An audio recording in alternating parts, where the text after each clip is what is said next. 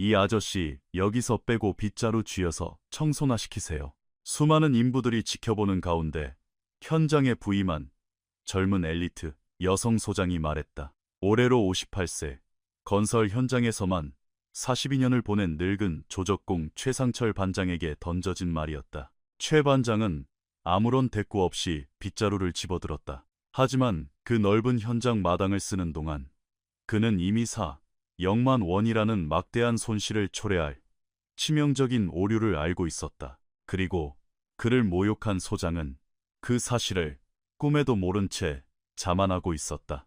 최 반장은 판교의 거대한 고급 주거복 합단지 신축 현장에 처음 출근하던 날도 여느 때와 다름없이 낡은 가방에 도시락을 챙겨오고 머리에는 색이 바랜 낡은 작업모를 쓴 채였다. 작업복 주머니에는 항상 검은색 표지에 낡은 수첩이 꽂혀 있었다. 그는 쓸데없는 잡담을 늘어놓는 사람이 아니었다. 그는 관찰하는 사람이었다. 작업 초기 다른 인부들이 모여 농담을 주고받으며 시간을 때울 때도 최 반장은 현장 곳곳을 천천히 거닐었다. 세워지는 벽을 유심히 보고 바닥의 수평을 눈에 담으며 가끔 한 구석에 멈춰 서서 고개를 살짝 갸웃한 채 아무 말 없이 다시 걸음을 옮기곤 했다. 나이 58세. 그중 42년을 공사판의 먼지와 함께했다. 그의 손놀림은 젊은 인부들처럼 빠르지는 않았지만 무서울 정도로 정확했다. 그리고 거대한 건설 현장에서는 빠른 것보다 정확한 것이 훨씬 더 큰 가치를 지닌다. 그는 매일 아침과 오후 주머니에서 그 검은 수첩을 꺼내 펼쳤다. 설계도면이 지시하는 바를 적고 실제로 현장에서 시공되고 있는 상황을 적은 뒤 그 두 가지 사이의 간격을 비워두었다. 도면의 지시와 실제 시공이 어긋나는 지점이 발견될 때 그 빈 공간을 채워넣기 위해서였다. 현장에 투입된 지 이틀째부터 그 빈 공간에 적혀야 할 의문들이 쌓여가고 있었지만 최 반장은 아직 입을 열지 않았다. 두려워서가 아니었다. 섣부른 관찰은 아무런 가치가 없다는 것을 평생의 경험으로 알고 있었기 때문이다. 입을 열기 전에는 반드시 확신이 필요했다. 두 눈으로 확인하고 치수를 재고 도면을 비교한 뒤 그 의심이 명백한 사실로 굳어질 때까지 며칠 밤을 묵혀두는 자만이 가질 수 있는 확신 말이다. 그래서 그는 조용히 지켜보며 기다렸다. 현장 총괄 책임자로 박서연 소장이 부임한 것은 공사 3일차 되던 날이었다. 33세의 나이, 서울의 명문대에서 구조공학 석사를 마치고 대형 건축 컨설팅 회사에서 스카우트되어 온 대성건설 소속의 엘리트였다.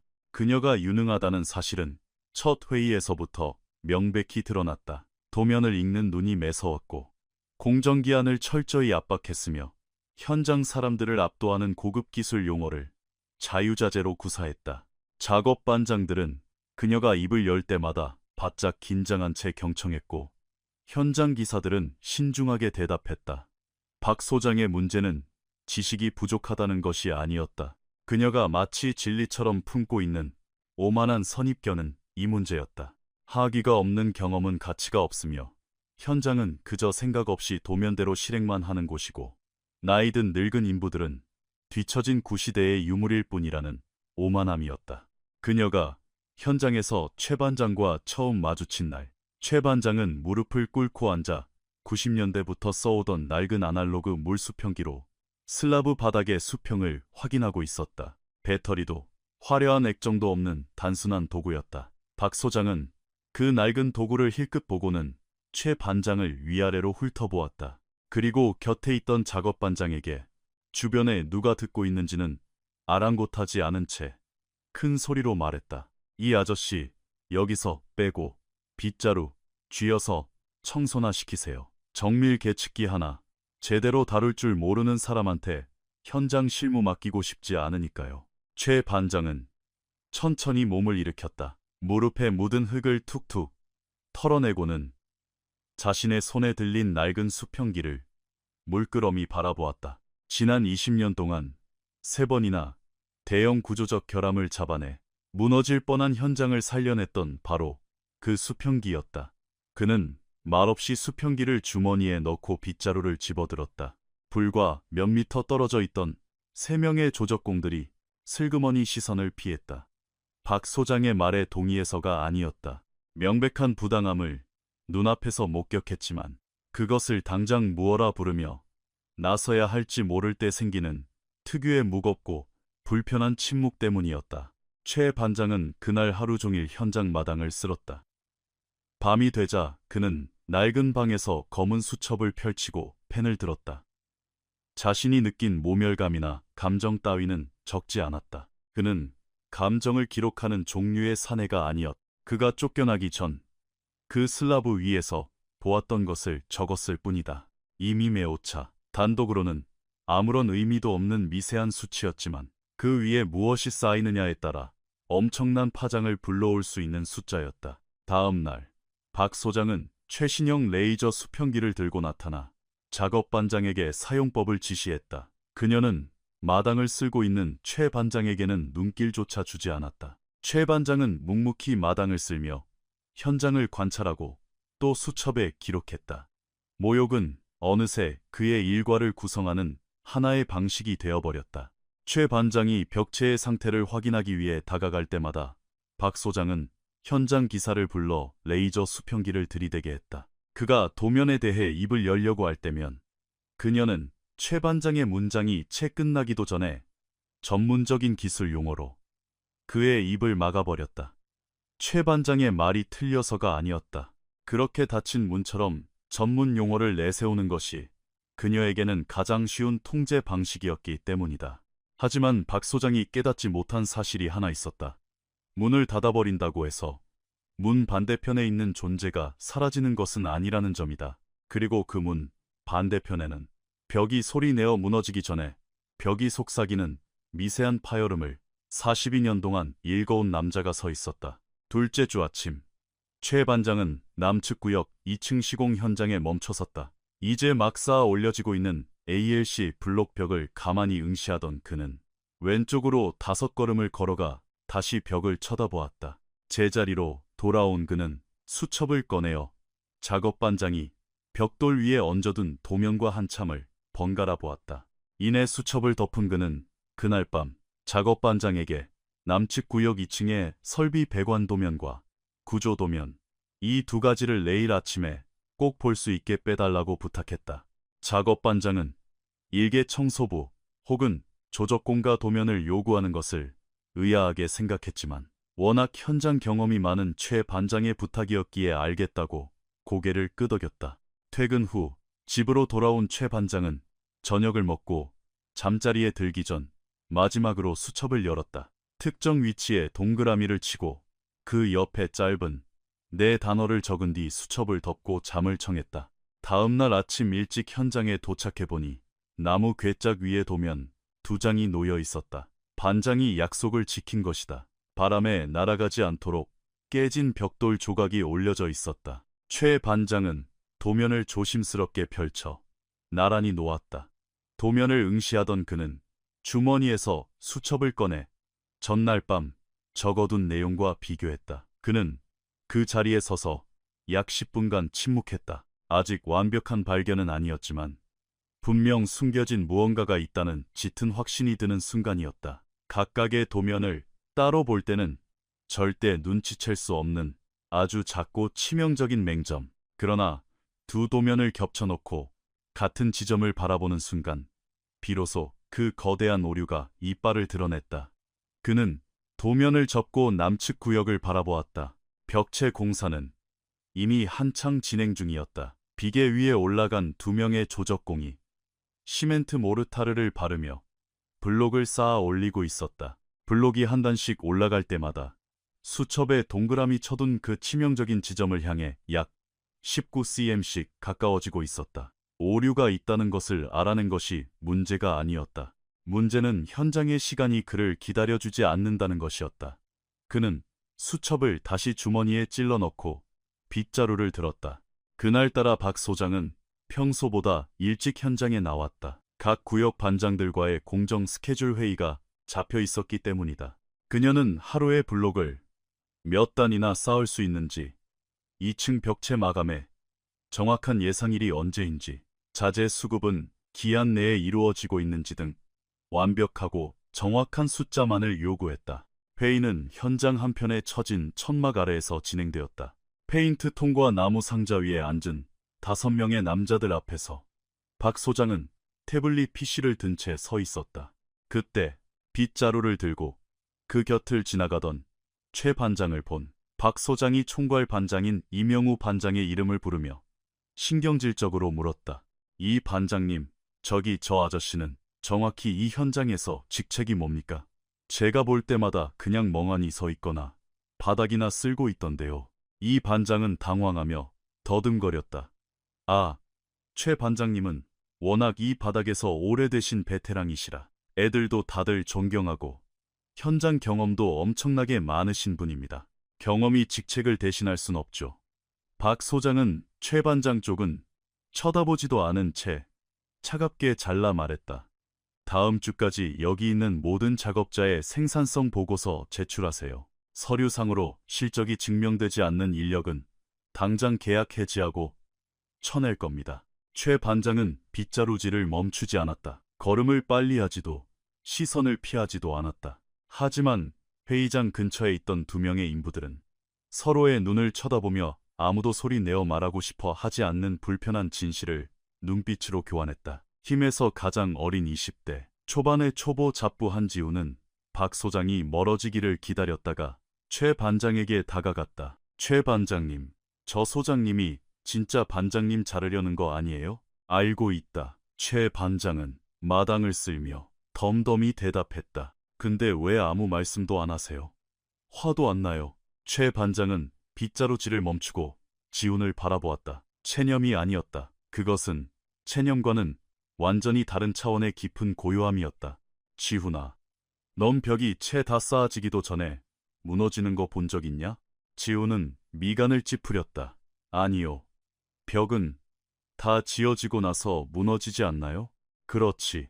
벽은 끝이 나야 무너지는 법이야. 그 전에는 무너지지 않지. 지훈은 다시 묵묵히 빗자루질을 하는 노인의 구분 등을 바라보았다. 그 말이 무슨 뜻인지 완전히 이해할 수는 없었지만 지금의 자신으로서는 아직 헤아릴 수 없는 묵직한 의미가 담겨 있다는 것만은 본능적으로 느낄 수 있었다. 그날 오후 박 소장은 현장 기사를 대동하고 남측 구역으로 정기 순찰을 돌았다. 시공 중인 벽체의 수직도를 점검하고 도면의 오차, 허용 범위 내에서 블록이 제대로 쌓이고 있는지 확인하는 작업이었다. 기사가 최신 레이저 수평기를 2층 벽면에 겨냥한 뒤 수치를 읽고는 완벽하게 기준치 이내라고 보고했다. 박 소장은 태블릿에 체크 표시를 한 뒤 걸음을 옮겼다. 레이저 수평기가 측정하는 것은 완벽한 수직도뿐이었다. 수평기가 결코 측정할 수 없는 완전히 다른 차원의 문제가 있었다. 현재 쌓고 있는 벽의 위치와 도면상 3개층 위에 뚫려야 할 배관 구조 사이의 연관성은 기계가 읽어내지 못한다. 설비 도면과 구조 도면이 정면으로 충돌하여 모순을 일으키는 바로 그 교차점은 레이저로 쏠 수 없는 곳에 있었다. 구조팀과 설비팀은 각각 자신의 도면만 완벽하게 검토했다. 하지만 그 두 도면을 겹쳐놓고 같은 공간을 입체적으로 바라본 사람은 이 현장에 아무도 없었다. 이런 종류의 오류는 수백만 원짜리 최첨단 장비로도 찾을 수 없다. 오직 이전에 똑같은 붕괴를 두 눈으로 목격해본 자의 눈만이 찾아낼 수 있는 오류였다. 최 반장은 그것을 알았다. 23년 전 포항의 대형 공사 현장에서 최악의 방식으로 뼈저리게 배웠기 때문이다. 그때의 대가는 너무나 가혹했고 그의 뇌리에 깊게 각인되어 있었다. 그날 밤 최 반장은 다시 수첩을 열었다.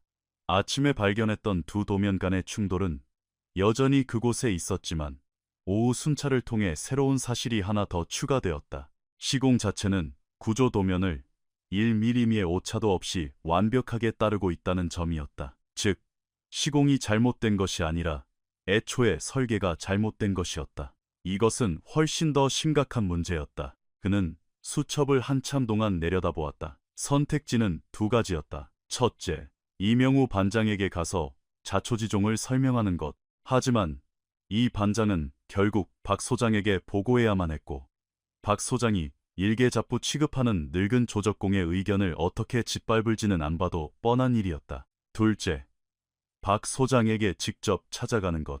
어찌되었든 최 반장은 그녀에게 직접 말하기로 결심했다. 그것이 옳은 일이기 때문이었고, 설령 그녀가 듣지 않더라도 적어도 경고했다는 사실만큼은 남겨야 했기 때문이다. 다음 날 최 반장은 때를 기다렸다. 인부들 앞이나 회의 시간이 아닌 그녀가 순찰과 순찰 사이 혼자 잠시 쉬고 있는 타이밍을 노렸다. 그는 수첩을 손에 쥐고 도면 2장을 겨드랑이에 낀 채 차분하게 그녀에게 다가갔다. 박 소장님, 제가 뭐 하나만 좀 보여드려도 되겠습니까? 박 소장은 노트북에서 눈을 떼고 최 반장의 손에 들린 낡은 수첩과 꼬깃꼬깃한 도면을 쳐다보았다. 딱 2분 드릴게요. 최 반장은 나무 상자 위에 2 도면을 나란히 펼쳤다. 그리고 문제가 되는 구간을 짚어가며 과장이나 누군가를 비난하는 기색 하나 없이 가장 단순하고 명확한 언어로 설명했다. 따로따로 볼 때는 완벽해 보이지만 2 도면을 합쳤을 때 나타나는 구조적 맹점을 지적했다. 박 소장은 끝까지 그의 말을 들은 뒤 자신의 노트북 화면을 돌려 그에게 보여주었다. 잘 보세요, 아저씨.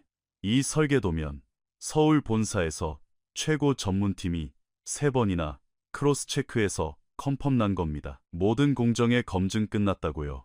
지금 아저씨가 실시 설계도면이랑 위치도면을 헷갈려서 착각하신 것 같은데. 최 반장은 노트북 화면을 한번, 그리고 자신의 수첩을 한번 번갈아 본 뒤 더 이상 아무 말도 하지 않았다. 이제 가서 하시던 일이나 계속하시죠. 박 소장은 이미 시선을 다시 노트북으로 돌린 채 매몰차게 덧붙였다. 노인은 도면을 천천히 접어 겨드랑이에 끼우고 수첩을 주머니에 넣은 채 발길을 돌렸다. 하지만 현장으로 돌아가기 전 그는 마지막으로 남측 구역을 돌아보았다. 벽은 어제보다 더 높아져 있었고 새로 쌓인 블록 한 단은 오직 그만이 눈치챈 거대한 재앙을 향해 19cm 다가가 있었다. 그날 밤 최 반장은 잠을 이루지 못했다. 불안해서가 아니라 머릿속으로 끊임없이 숫자를 계산하고 있었기 때문이다. 만약 남측 구역에 저 벽이 구조, 도면의 설계 높이까지 그대로 쌓이게 된다면 그 벽은 설비 도면에 표기된 3층의 오수관 배관 비트, PD, 파이프 닥트가 지나가야 할 공간을 완벽하게 틀어막게 된다. 배관 비트는 파이프가 지나가는 통로다. 통로가 막히면 배관을 뺄 수 없고 배관을 뺄 수 없으면 3층 전체의 화장실과 하수는 마비된다. 너무나 간단한 이치였다. 하지만 원리가 간단하다고 해서 해결책까지 간단한 것은 아니다. 벽이 다 굳어버린 후에 이 사실을 발견하면 이미 완성된 구조벽을 다 때려 부수고 철거해야 한다. 배관 라인을 처음부터 다시 설계해야 하고 공기는 최소 2주는 밀리며 조적공들의 피 같은 노동은 수포로 돌아가고 막대한 자재가 쓰레기가 된다. 그리고 누군가는 이 엄청난 금전적 손실에 대한 책임을 져야만 한다. 최 반장은 그 비용이 어느 정도인지 너무나 잘 알고 있었다. 예전 현장에서 한번 겪어본 일이었다. 못해도 0만 원. 공사가 얼마나 더 진행된 상태에서 발견되느냐에 따라 피해액은 그 2배, 3배로 눈덩이처럼 불어날 수 있었다. 그리고 지금 이 순간에도 공사는 무서운 속도로 진행되고 있었다. 다음 날 아침, 현장에 누구보다 일찍 도착한 최 반장은 곧바로 남측 구역으로 향했다. 마지막으로 확인했을 때보다 벽은 벌써 4단이나 더 올라가 있었다. ALC 블록 4단, 대략 80cm 가까이 높아진 것이다. 이 속도라면 일주일도 채 안 되어 벽은 임계 높이에 도달할 것이 분명했다. 그때부터는 되돌리는 데 드는 비용이 천문학적으로 뛰어오르게 된다. 최 반장은 완성되어가는 벽 앞에 서서 한참을 굳은 듯이 서 있었다. 조금 뒤 잡부 지훈이 모르타르가 가득 담긴 손수레를 끌고 나타났다. 우두커니 서 있는 노인을 본 지훈이 다가왔다. 최 반장님, 어디 편찮으세요? 저 벽 천장까지 다 닿으려면 블록 몇 단이나 더 남았는지 세어봐라. 최 반장은 벽에서 시선을 떼지 않은 채 말했다. 지훈이 눈대중으로 벽을 세어보았다. 한, 6, 7단 정도요? 우리 팀 속도로 작업하면 며칠이나 걸리겠냐? 길어야 이틀? 3일이면 다 덮죠. 최 반장은 작게 고개를 끄덕이고는 벽을 등지고 돌아서 수첩을 꺼냈다. 길어야 이틀, 아니면 3일. 그는 이미 박 소장에게 경고를 시도했었다. 그녀는 듣기는커녕 문을 꽝 닫아버렸다. 다시 시도해볼 수도 있겠지만 결과는 불 보듯 뻔했다. 조적공이 고집을 부리면 부릴수록 그녀는 자신의 주제도 모르는 늙은이의 오만함이라 여기며 더욱 거세게 짓밟으려 할 것이다. 방법은 단 하나뿐이었다. 현장 총괄인 이명우 반장. 그는 비록 고학력 설계자는 아니지만 흙먼지 딩구는 현장의 생리를 뼛속 깊이 이해하는 베테랑이었다. 현장 바닥에서 구른 사람의 언어로 이 상황을 설명한다면, 이 반장이라면 어떤 핑계를 대서라도 하루 이틀 정도 시공을 멈출 명분을 만들어줄 수 있을지도 모른다. 더 높은 권위자가 와서 현장을 직접 눈으로 확인할 수 있는 시간을 벌기 위해서였다. 점심시간, 인부들이 모두 밥을 먹으러 가 텅 빈 현장에서 최 반장은 공구 컨테이너 옆에 혼자 있는 이 반장을 찾아갔다. 그는 나무 상자 위에 2장의 도면을 펴고 그 옆에 자신의 검은 수첩을 놓은 뒤 문제가 되는 정확한 교차 지점을 손가락으로 가리켰다. 이 반장은 최 반장의 설명을 묵묵히 듣고 도면을 내려다보며 곤혹스러운 듯 뒷머리를 극적였다. 최 반장님, 제가 도면 쪽은 소장처럼 깊게는 모르지만 반장님 말씀은 지금 저 배관이 뚫려 있어야 할 자리를 이 벽이 통째로 막아버리게 된다는 거 아닙니까? 정확히 그렇습니다. 근데 소장은 설계에 아무 문제 없다고 확신했다면서요?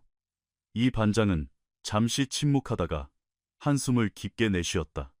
바닥과 도면을 번갈아 보던 그가 목을 가다듬었다. 반장님, 소장 말이랑 반장님 말만 믿고 제 맘대로 공정을 멈출 수는 없습니다. 이 바닥 생리 반장님이 더 잘 아시잖아요. 압니다. 그래서 말인데, 최 반장이 느릿하지만 묵직한 목소리로 말했다. 회장님한테 다이렉트로 전화 한 통 넣어줄 수 있겠습니까? 한 달에 한 번 현장 순시 도시는 분이지만 현장에 진짜 문제가 터졌을 땐 전화 받으시는 분이니까요. 이 반장의 눈이 커지며 최 반장을 쳐다보았다. 반장님, 이거 진짜 확신하시는 겁니까? 전화하십시오. 이 반장은 도면을 접어 최 반장에게 돌려주고는 조용히 주머니에서 휴대폰을 꺼냈다. 최 반장은 남측 구역으로 돌아갔다. 점심을 마친 인부들이 복귀해 다시 작업에 매진하고 있었다.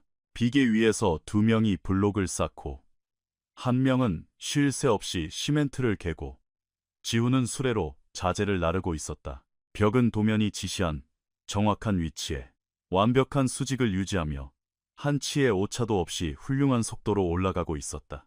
바로 그것이 문제였다.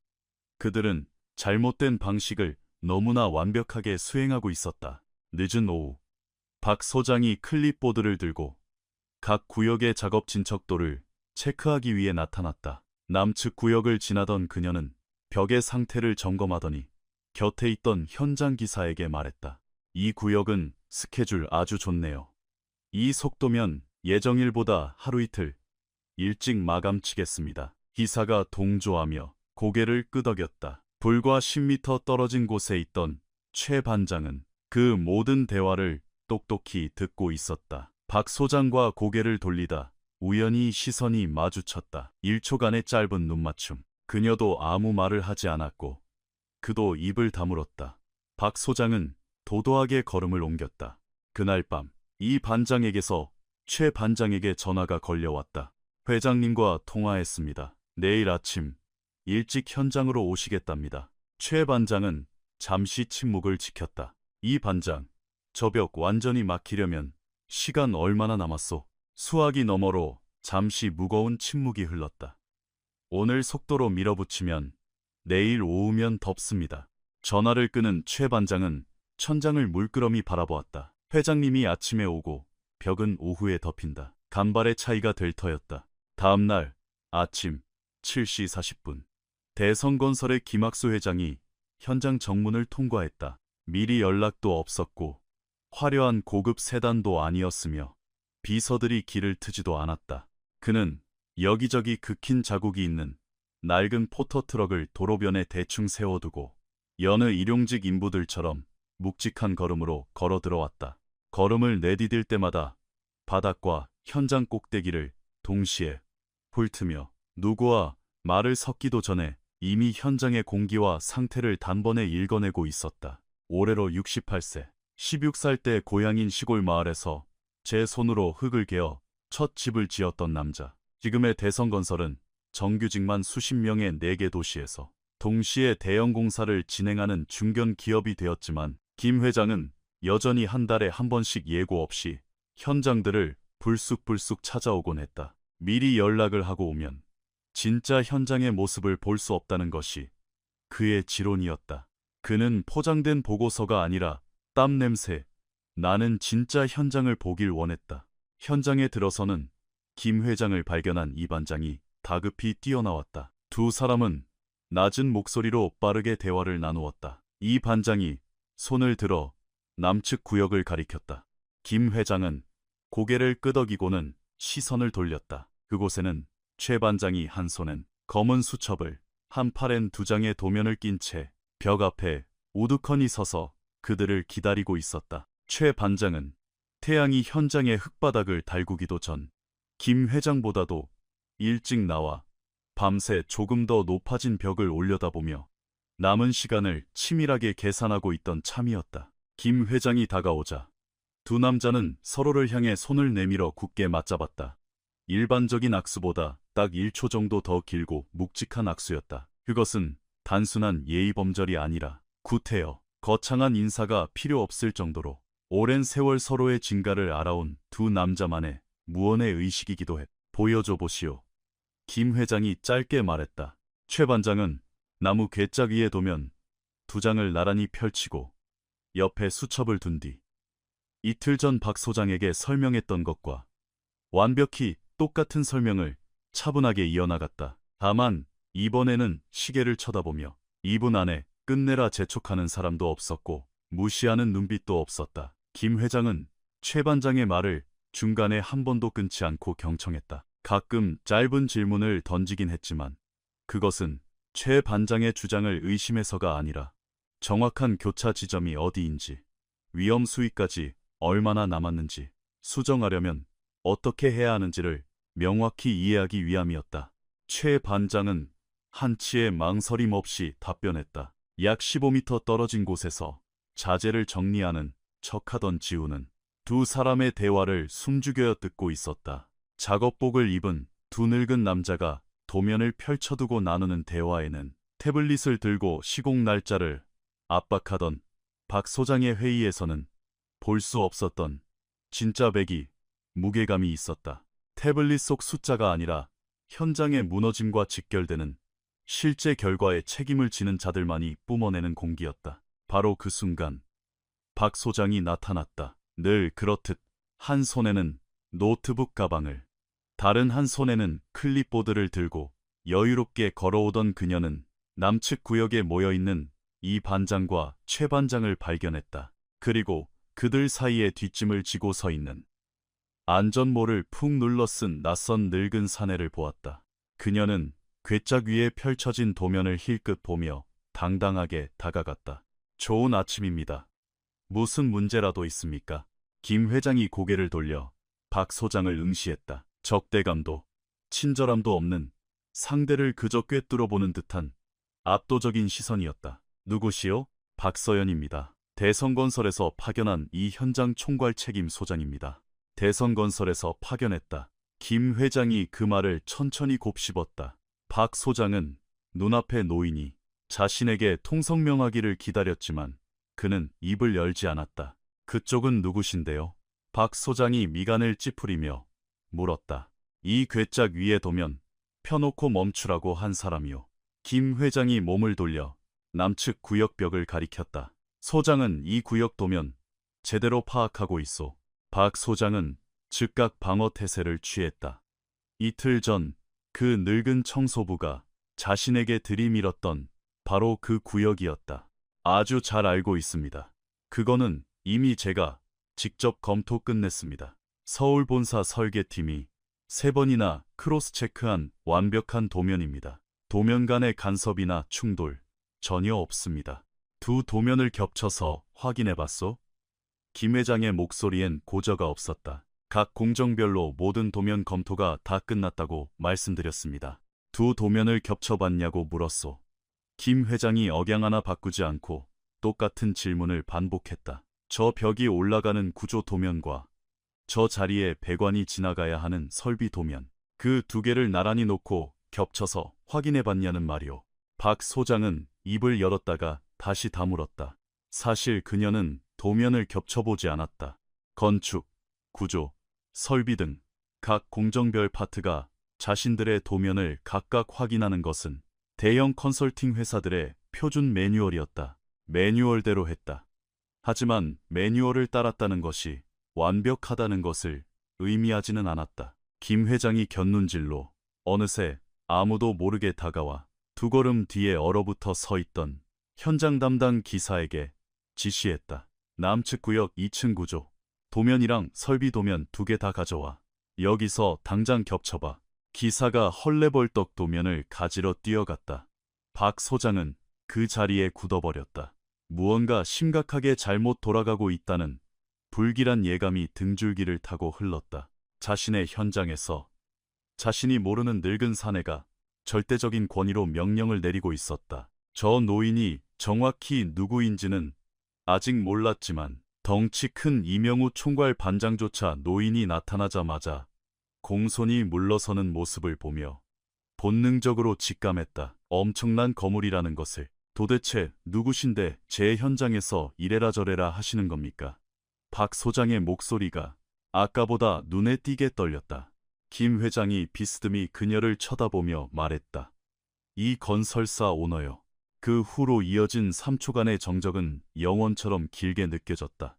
박 소장의 시선이 덜덜 떨리며 최 반장에게 향했다.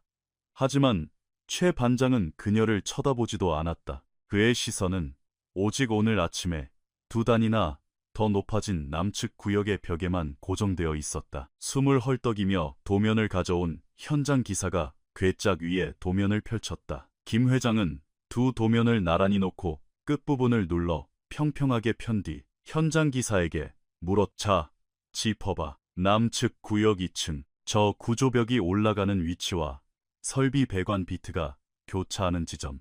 현장 기사는 손가락을 덜덜 떨며 두 도면을 번갈아 가리켰다. 그리고 한참을 멈춰서 확인하고 또 확인하더니 아무 말도 못한 채 핏기가 싹 가신 얼굴로 김 회장과 박 소장을 번갈아 보았다.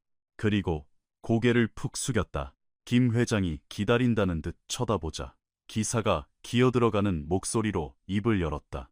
간섭이 발생합니다. 이대로 구조벽이 20cm만 더 올라가면 3층으로 이어지는 메인 하수관 비트 전체를 콘크리트로 완전히 막아버리게 됩니다.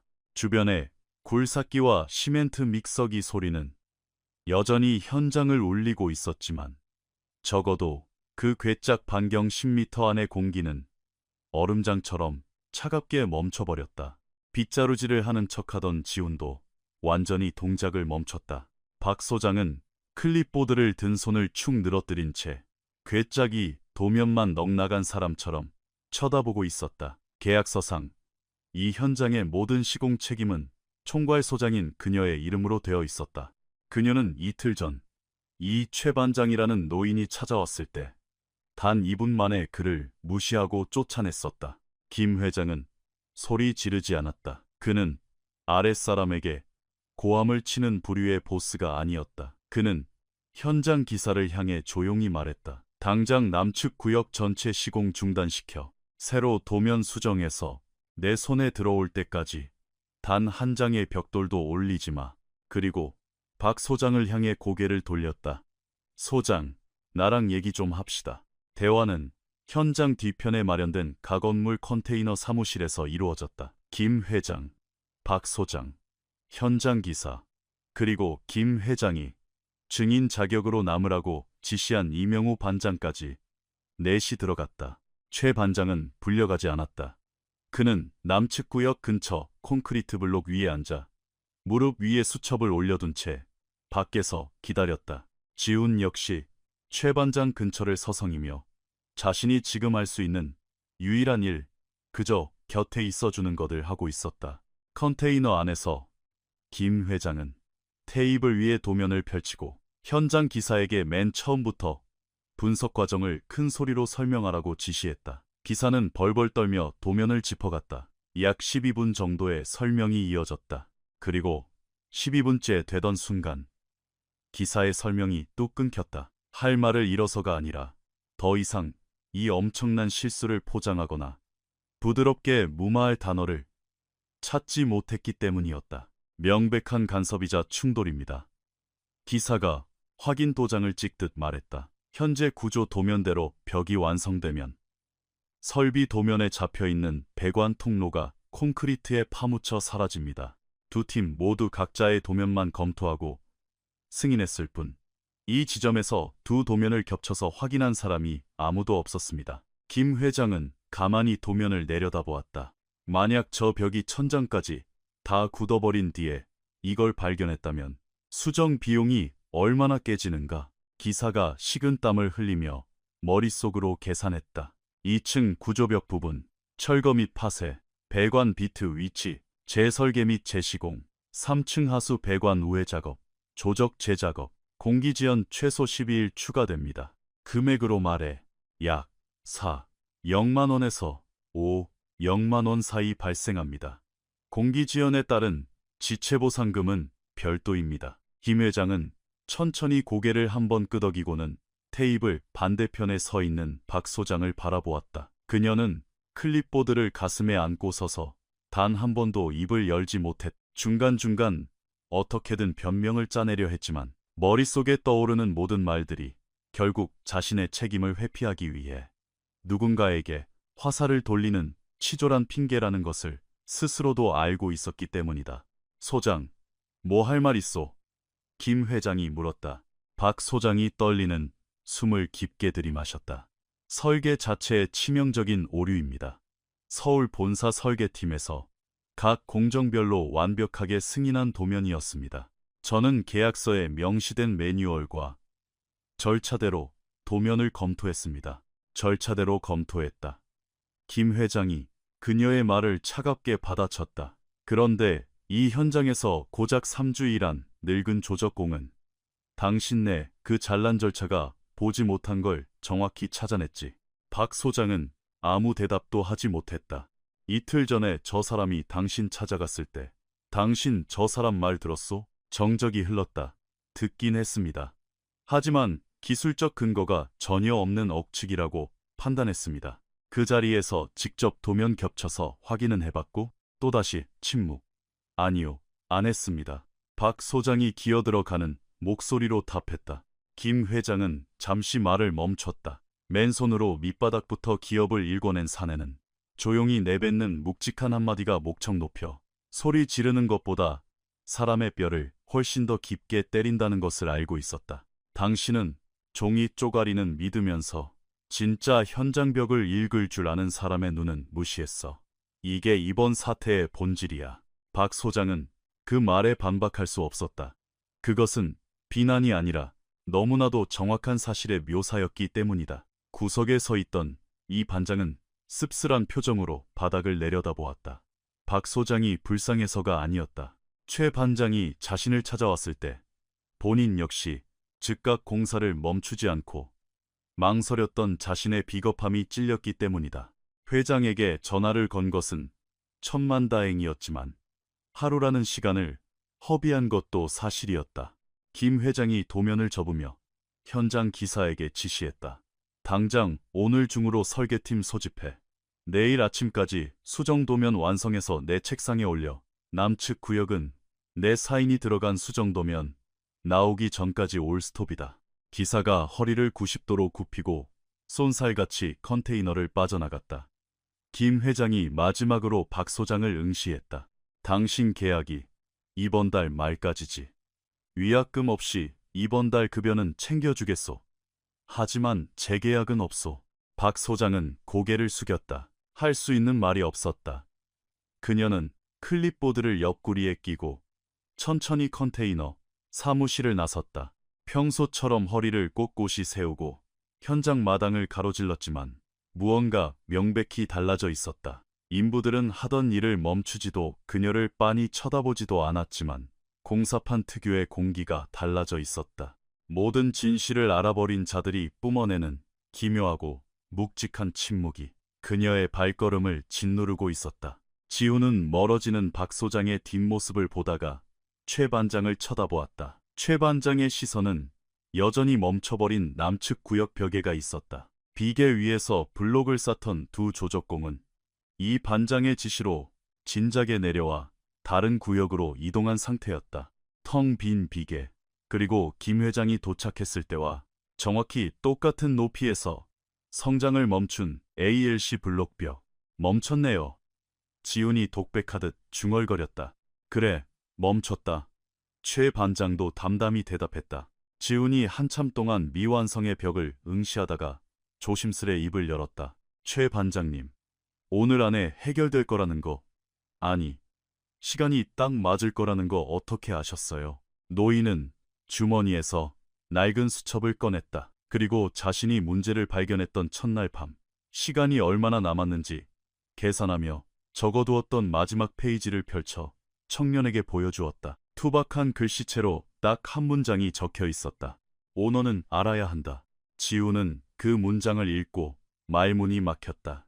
최 반장은 수첩을 덮어 주머니에 넣었다. 혼자 힘으로 해결할 수 없는 벽에 부딪히면 말이다. 그가 말했다. 포기하고 돌아서는 게 아니야. 한 계단 위를 쳐다보는 거지. 어떤 현장이든 들어야 할 말을 진짜로 들어줄 수 있는 진짜 권위자가 한 명쯤은 반드시 있기 마련이거든. 우리 일이란 건 저 시멘트 벽이 영원히 굳어버리기 전에 그 사람한테 닿는 거다. 지우는 천천히 고개를 끄덕였다. 지금 당장 모든 걸 이해할 순 없었지만 나중에 자신의 인생에서 꺼냈어야 할 소중한 무언가를 마음속 깊이 새겨넣는 듯한 표정이었다. 현장 반대편에서 김 회장이 컨테이너를 나와 남측 구역으로 성큼성큼 걸어왔다. 그는 텅 빈 비계와 미완성된 벽체, 손에 든 도면을 번갈아 보며 한참을 서 있었다. 그러다 몸을 돌려 최 반장에게 다가왔다. 두 노인은 말없이 나란히 서서 같은 벽을 응시했다. 수고했어. 김 회장이 툭 내뱉듯 말했다. 최 반장도 가볍게 고개를 끄덕였다. 그거면 족하지. 건설 현장의 소문은 언제나 바람보다 빠르다. 대자보를 붙이거나 회의를 열지 않아도 점심시간이 되자 입에서 입을 타고 모든 소문이 퍼졌다. 박 소장이 재계약 불가 통보를 받았다는 것, 남측 구역 공사가 전면 중단되고 설계가 뜯어 고쳐지고 있다는 것, 그리고 이 모든 사태를 낡은 수첩을 든 늙은 빗자루 청소부 조적공가 처음 발견해냈다는 것. 이야기는 살이 붙고 과장되었지만 핵심만큼은 명확했다. 설계팀의 어처구니 없는 오류를 잡아내 현장을 살린 것은 수백만 원짜리 장비를 든 엘리트 기사가 아니라 흙먼지 묻은 늙은 인부였다는 사실. 점심 내내 지우는 입을 꾹 다문 채 밥만 먹었다. 그의 머릿속엔 여전히 풀리지 않는 커다란 의문이 맴돌고 있었다. 아침에 낡은 포터 트럭을 타고 나타난 김 회장이 남측 구역으로 직행해 최 반장과 악수를 나눌 때 아무도 두 사람을 서로에게 소개해주지 않았다. 그들은 마치 어제 마시다만 소주잔을 다시 부딪히는 오랜 친구처럼 너무나 자연스럽게 현장에 대한 대화를 이어나갔었다. 오후 작업이 시작되기 전 지우는 이명우 반장을 찾아갔다. 반장님, 최 반장님, 도대체 정체가 뭡니까? 진짜로요. 이 반장은 청년의 굳은 표정을 빤히 보더니 이제는 말해줘도 될 때라 판단했는지 근처 자재보관소 앞 나무 벤치를 턱으로 가리켰다. 앉아라. 이 반장은 팔짱을 낀 채 천천히 이야기를 시작했다. 최 반장님이랑 김 회장님, 두 분은 대성건설이라는 간판이 세상에 생기기도 전부터 알던 사이야. 수십 년 전 포항 총구석 하청업체에서 둘 다 시멘트 포대 나르며 피땀 흘리던 동기였지. 나중에 김 회장님이 독립해서 자기 회사 차린다고 나갈 때 최 반장님은 현장에 남았어. 자기는 사무실에서 서류 만지는 것보다 현장에서 흙 묻히며 벽돌 쌓는 게 자기 체질에 맞는다면서 말이야. 지우는 숨소리조차 내지 않고 경청했다. 대성건설이 점점 커지고 자리가 잡히니까 이 반장이 말을 이었다. 김 회장님이 최 반장님한테 지분을 주며 공동 창업주로 대우해주겠다고 했어. 그냥 의리로 한 게 아니야. 회장님 초창기에 최 반장님이 잡아준 현장 노하우가 없었다면 대성건설은 진작에 부도났을 테니까. 최 반장님은 작은 지분만 조용히 받았지. 이름 내세우는 것도 싫고 넥타이 매고 에어컨 밑에 앉아 있는 것도 싫다면서 부탁을 하나 했어. 자기는 돼질 때까지 현장 바닥에서 벽돌 만지고 도면 보며 살게 해달라고. 지훈의 눈동자가 흔들렸다. 그럼 대성건설 주주이자 회장님 오랜 파트너시라고요? 20년도 넘은. 근데 왜 매일 여기서 빗자루질이나 하고 계시는 건데요? 이 반장이 피식 헛웃음을 지었다. 최 반장님이 여기서 청소나 한다고 생각하냐? 그 양반은 진짜 건설 현장이 어떻게 돌아가는지, 도면이 어떻게 벽돌로 변하는지 가장 가까운 곳에서 숨 쉬고 싶어서 거기 있는 거야. 내 생각에 그분이 최신 레이저 장비 못 쓸 것 같냐? 일부러 안 쓰는 거다. 90년대부터 쓴 그 아날로그 물수평기가 최신 기계보다 훨씬 많은 현장을 무너짐에서 구해냈으니까. 지우는 망치로 머리를 한 대 얻어맞은 듯 멍해졌다. 그럼 어제 박 소장님이 빗자루 던져주면서 청소나 하라고 했을 때 박 소장님은 오너한테 자기 회사 마당을 쓰려고 시킨 거네요. 그렇지. 이 반장의 차분한 대답이 지훈을 더욱 오싹하게 만들었다. 근데 최 반장님은 그냥 아무 말 없이 마당 쓸었지. 왜인 줄 아냐? 그분한테 자존심 같은 건 벽이 무너지는 거에 비하면 아무것도 아니었거든. 그분 머릿속엔 오직 저 망할 놈의 남측 구역 벽을 멈춰야 한다는 생각뿐이었어. 지훈은 벤치 아래 흙바닥을 한참 동안 내려다보았다. 직급의 문제도 누가 누구에게 굽실거려야 하느냐의 문제도 아니었다. 자신이 누구인지, 자신의 가치가 무엇인지, 그리고 진짜 지켜내야 할 것, 이 무엇인지 너무나 완벽하게 알고 있는 한사내의 태도. 그는 고작 어린 소장의 얄팍한 모욕에 반응하느라 단 1초의 에너지도 낭비하지 않았던 것이다. 자신이 가진 모든 에너지를 오직 무너질 벽을 멈춰 세우는데 집중하기 위해서. 늦은 오후 현장 인부들이 하나둘 퇴근 준비를 할 때 지호는 최 반장에게 다가갔다. 노인은 텅 빈 남측 구역 비계 아래 서서 멈춰있는 벽을 올려다보고 있었다. 최 반장님. 지훈이 불렀다. 저 다 들었습니다. 최 반장은 시치미를 떼지 않았다. 그래. 짧게 대답할 뿐이었다. 왜 처음부터 말씀 안 하셨어요? 소장님이 사람들 다 보는 앞에서 그렇게 개무시할 때 반장님 정체 한마디만 했어도 다 끝났을 거잖아요. 최 반장은 벽에서 시선을 떼지 않은 채 천천히 입을 열었다. 지훈아, 내가 현장 첫날부터 내 직책이랑 지분 얘기하고 다녔으면 사람들이 날 어떻게 대했겠냐? 지훈이 잠시 생각하다 대답했다. 완전히 다르게 굽실거렸겠죠. 그래, 그러면 나도 현장을 다르게 보게 된다. 사람들이 오너한테 보여주고 싶어하는 거짓된 현장만 보게 되는 거야. 진짜 현장이 아니라. 나는 42년 노가다판에서 딱 하나 배웠다. 완장 차고 대접받으려고 현장에 들어서는 순간 현장이 너한테 진짜 보여주려고 하는 진실은 눈을 감아버린다는 걸. 지호는 꿀먹은 벙어리가 되어 노인을 바라보았다. 그리고 저 벽체 문제 말이다. 최 반장이 말을 이었다. 저건 내가 누구냐랑은 아무 상관없는 문제야. 내가 내 눈으로 무엇을 보았느냐의 문제지. 내가 완장질에서 공사 멈췄어. 봐라. 공사가 멈춘 이유가 오너의 권위 때문이 되지. 저 구조적 결함 때문이 되진 않아. 그러면 언젠가 저 오류는 다른 형태로 현장에 또 기어 나올 거다. 차이를 알겠냐? 지우는 단번에 완벽히 이해하진 못했다. 하지만 앞으로 건설 현장에서 평생을 일하며 이 노인의 말을 끊임없이 곱씹게 될 것이라는 사실만큼은 본능적으로 깨달았다. 저 멀리 가건물 사무실에서 짐을 챙긴 박 소장이 걸어 나왔다. 어깨에 가방을 메고 클립보드를 낀 채 좌우를 한 번도 돌아보지 않고 마당을 가로질렀다. 멈춰버린 남측 구역을 지날 때도 벽도 최 반장도 쳐다보지 않았다. 그녀는 정문 밖으로 나가 자신의 차에 시동을 걸고 현장을 떠났다. 지우는 그녀의 차가 흙먼지를 일으키며 시야에서 사라질 때까지 지켜보았다.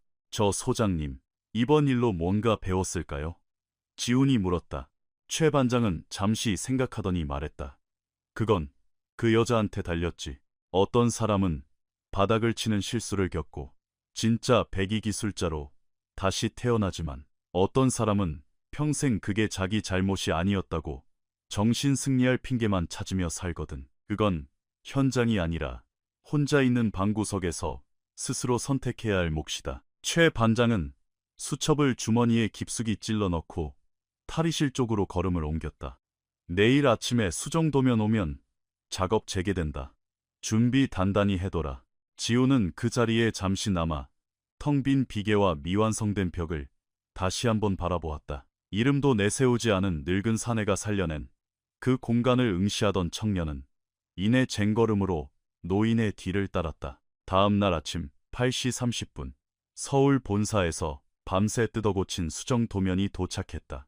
단 2장의 도면, 그리고 남측 구역 설계도에 새로 그어진 명확한 선 하나, 3층으로 올라가는 하수관 배관 비트를 기존 콘크리트 구조벽에서 왼쪽으로 40cm 이동시켜 재설계한 도면이었다. 종이 위에서는 선 하나씩 긋고 끝나는 1초짜리 수정이었지만 만약 벽이 다 굳어버린 뒤였다면 수천만 원을 들여도 쉽게 되돌릴 수 없는 지옥이 펼쳐졌을 선이었다. 김 회장이 직접 도면을 들고 와 현장 기사와 꼼꼼히 대조한 뒤 수정 도면에 친필 사인을 하고 남측 구역 작업 재개를 지시했다. 불과 20분 만에 비계 위에 다시 인부들이 올랐다. 시멘트를 개는 냄새가 퍼지고 ALC 블록들이 경쾌한 마찰음을 내며 쌓이기 시작했다. 현장의 맥박이 다시 정상적으로 뛰기 시작했다. 현장의 입장에선 아무 일도 일어나지 않은 것과 같았다. 괴물이 이빨을 드러내기 전에 숨통을 끊어버렸으니까. 그것이 가장 중요한 점이었다. 최 반장은 늘 출근하던 시간에 맞춰 현장에 도착했다. 비닐봉지에 싼 도시락, 색바랜 작업모, 주머니 속에 검은 수첩. 남측 구역을 지나던 그는 걸음을 멈추고 새 도면에 맞춰 올바른 위치로 올라가고 있는 벽과 바쁘게 일하는 동료들을 올려다보았다. 그는 자신이 거둔 승리에 취한 자만심 따위는 없었다. 그저 이제 현장이 다시 올바른 방향으로 나아가고 있다는 사실을 조용히 확인하는 베테랑의 안도감만이 서려 있을 뿐이었다.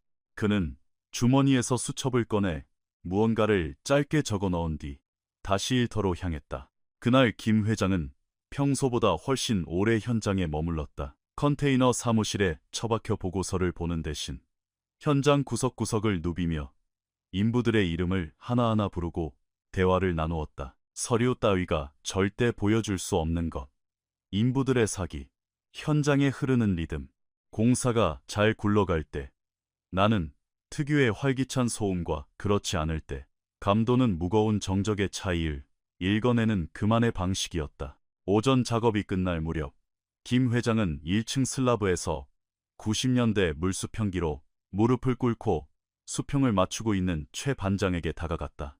김 회장은 잠시 그의 등 뒤에 서서 묵묵히 흙바닥과 사투를 벌이는 오랜 벗의 모습을 지켜보았다. 이 현장에 얼마나 더 있을 생각인가? 김 회장이 물었다. 최 반장은 물수평기에서 눈을 떼지 않은 채 대답했다. 저 2층 벽체 마감 다 칠 때까지는 있어야지. 그 뒤엔 딴 데 갈 생각이다. 김 회장은 고개를 끄덕이고는 근처 콘크리트 블록 위에 털썩 주저앉아 잠시 침묵을 지켰다. 그 소장이 자네 말 안 들었을 때 그냥 나한테 다이렉트로 전화해서 쳐내라고 할 수도 있었잖아. 김 회장이 툭 던지듯 말했다. 최 반장은 수평 측정을 끝내고 천천히 몸을 일으켜 무릎에 묻은 흙을 털어냈다. 그럴 수도 있었지. 근데 그러면 자네는 내 말만 듣고 회장 자격으로 와서 그 소장을 찍어 눌렀을 거 아닌가. 두 눈으로 진짜 문제를 보기도 전에 말이야. 증거와 도면이 아니라 직급과 권위로 현장을 멈추게 하면 우리 인부들은 오류를 어떻게 더 잘 찾아낼까를 배우는 게 아니라 어떻게 윗사람한테 안 걸리고 잘 숨길까를 배우게 되네. 김 회장은 오랜 벗의 주름진 얼굴을 지그시 쳐다보았다. 그래서 벽이 완전히 막히기 직전 벼랑 끝까지 상황을 몰고 갔던 건가? 가장 정확한 타이밍을 기다렸을 뿐이야. 최 반장이 거드름 하나 없는 차분한 목소리로 정정했다. 자네는 딱 와야 할 타이밍에 나타났고 벽은 딱 멈춰야 할 타이밍에 멈췄어. 잘못된 도면은 시멘트가 되기 전에 종이 상태에서 찢어졌고 시간이 모자라지도 너무 빠르지도 않았어. 딱 알맞았지. 김 회장은 그 말에 반박하지 않았다. 그 철저한 논리와 계산이야말로 최상철이라는 늙은 조적공을 평생 대선건설의 모든 현장에서 가장 필수, 불가결한 존재로 만들었던 무기라는 것을 누구보다 잘 알고 있었기 때문이다. 그것은 운이 아니었다. 어떤 매뉴얼에도 적혀 있지 않고 전문 용어로 정의할 수도 없지만 42년간 피땀으로 쌓아 올린 지독한 현장의 감각이었다. 마침 지훈이 모르타르 수레를 끌고 곁을 지나가다 두 노인이 나란히 있는 것을 보고 멈칫했다. 엿들으려던 것은 아니었지만 콘크리트 블록 위에 앉은 두 늙은 남자가 나누는 대화의 공기가 젊은 청년의 발걸음을 무의식 중에 붙잡았다. 지훈을 발견한 김 회장이 손짓으로 그를 불렀다. 지훈이 머뭇거리며 다가갔다. 자네, 현장 나온 지 얼마 안 됐지? 김 회장이 물었. 석 달째입니다. 회장님, 이번 일 겪으면서 뭐 좀 배운 거 있나? 지훈은 대답하기 전 아주 짧은 1초 동안 최 반장 쪽을 힐끗 쳐다보았다. 할 줄 아는 것과 볼 줄 아는 것은 완전히 다르다는 걸 배웠습니다. 그리고 가끔은 진짜 볼 줄 아는 눈을 가진 사람은 그에 걸맞은 명찰이나 완장을 차고 있지 않다는 것도요. 김 회장은 호기심 어린 눈으로 청년을 바라보다가 피식 웃으며 최 반장을 보았다. 최 반장은 아무 말 없이 두 사람의 대화 도중 꺼냈던 수첩을 조용히 덮을 뿐이었다. 가서 일 봐라. 김 회장이 지훈에게 말했다. 방금 네가 한 말 잊어버리지 말고 머릿속에 잘 새겨둬라. 앞으로 평생 써먹게 될 테니까. 지훈은 꾸벅 인사를 하고 다시 수레를 끌고 멀어졌다. 두 노인은 잠시 동안 말없이 허공을 응시했다. 쓸데없는 말로 침묵을 채울 필요가 없는 자들만이 나눌 수 있는 고요함. 문장과 문장 사이의 빈 공간조차 완벽한 신뢰로 메워져 있는 그런 침묵이었다. 이내 김 회장이 자리에서 일어나 바지에 묻은 시멘트 가루를 툭툭 털며 말했다. 오늘 점심 나랑 같이 먹지. 나 도시락 싸왔어. 최 반장이 심드렁하게 대답했다. 도시락 싸온 거 알아. 내 말은 그 도시락 까먹을 때 나랑 같이 겸상이나 하자는 소리야. 최 반장의 입가에 아주 옅은, 그래서 더욱 많은 것을 말해주는 짧은 미소가 번졌다. 그러든지 두 남자는 현장 출구 쪽을 향해 나란히 걸음을 옮겼다. 남측 구역을 다시 한번 지날 때 새 도면에 맞춰 수정된 위치에 새롭게 쌓여 올라가는 벽이 보였다. 흔들림 없이 정확한 속도로 배관이 지나가야 할 자리를 완벽하게 비워둔 채 단단히 올라가고 있었다. 최 반장은 1초 정도 걸음을 멈추고 그 벽을 응시했다. 자신이 이겼다는 오만한 자부심 따위는 없었다. 그저 항상 그랬듯 날카롭고 고요한 시선으로 벽이 자신에게 들려주는 이야기를 읽고 있었다. 벽은 이제야 모든 것이 올바른 제자리에 있다고 속삭이고 있었다. 그는 다시 앞을 향해 묵묵히 걸어갔다. 현장은 여전히 돌아가고 있었다.